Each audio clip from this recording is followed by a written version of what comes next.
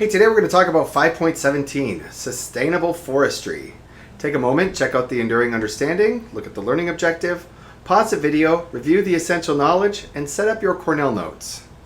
So, Sustainable Forestry. Some sustainable practices for forestry involves taking the trees at a rate at which they can replenish themselves. So we do not want clear cutting. Clear cutting is not one of the ways to have sustainable forestry. In fact, we want to implement a process called selective cutting, which involves pulling out individual trees, and I'll go into that into more detail in a moment.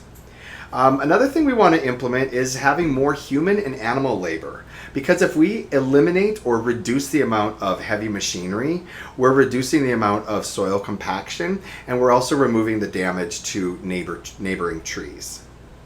Another thing you could do is you could reuse or recycle your wood. You could, for example, you know all those like old pallets, the pallets that they use for shipping. You could make lawn furniture out of those pallets. You can repurpose the different wood pieces. You can take an old cabinet and you can make a planter out of it for outside in your garden. Different things you can do by recycling this wood. Another thing you could do is you could mulch it. Basically, you're putting it in a wood chipper, you're chopping it up, making little tiny wood particles, and you can use this in your flower beds. You can use it to prevent erosion in your garden. You can use it, also you can return some of the organic material back into the soil. However, if the wood has been treated in a particular way, it's not necessarily a good idea to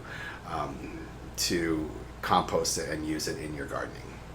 Another thing you can do is just plant new trees. So if you cut down a tree, you should plant another tree. And the practice of reforestation has been practiced in the United States, and it's actually increased the overall number of trees that we have. We have more trees now than we did during the colonial times. And the only difference is that we do not currently have old growth forests, which old growth forests are special in the fact that they have been established, so they have a lot more intricate food webs and a lot different organisms that tend to evolve with the forest over time. So selective cutting is when you take out specific trees, and typically you're going to have young seedlings with established old growth trees. But you want to take out particular trees of a particular size, and you don't want to take out all the same size. You want to take out different sizes, so you can plant trees at different times. And basically you go in, and if you can do selective cutting without constructing roads or any sort of like disrupting the ecosystem that way, it's more sustainable. Using, like I said, human and animal labor would be a lot better than using mechanical labor.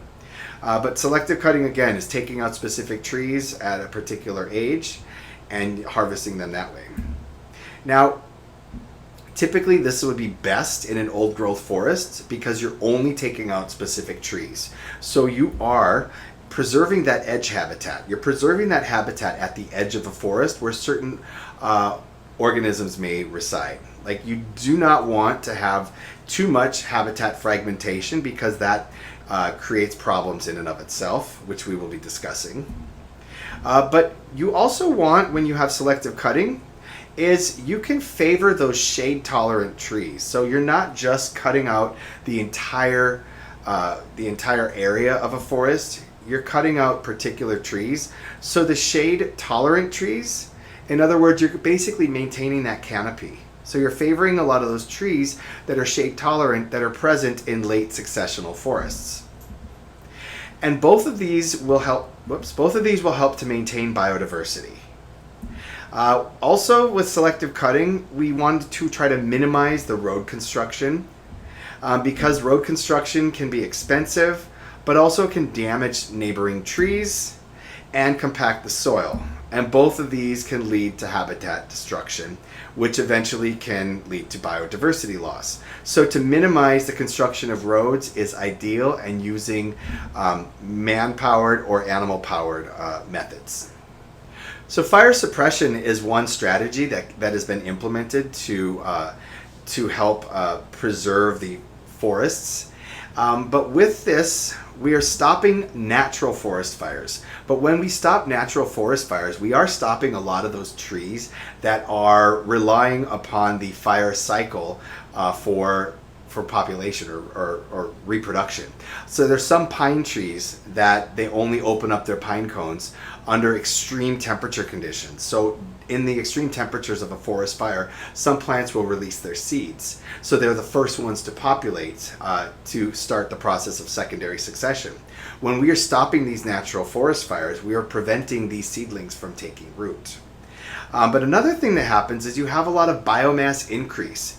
The leaf litter increases because the leaves continue to fall even though the fires have stopped. So this even provides more fuel, more ammunition for an extreme fire event.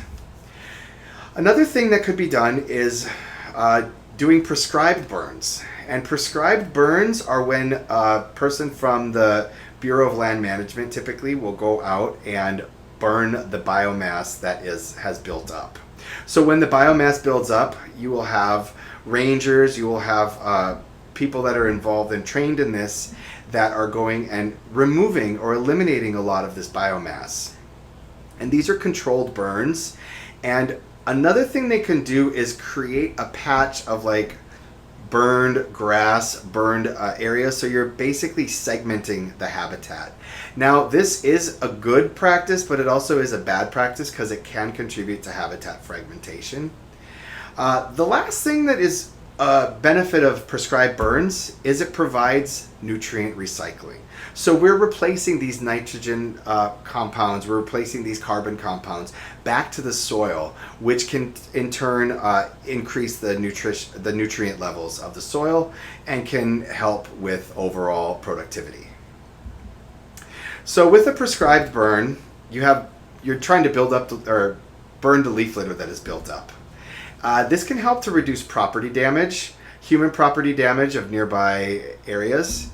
It can also return the nutrients to the soil, and it can help to disperse seeds of certain plants that need this temperature to disperse their seeds.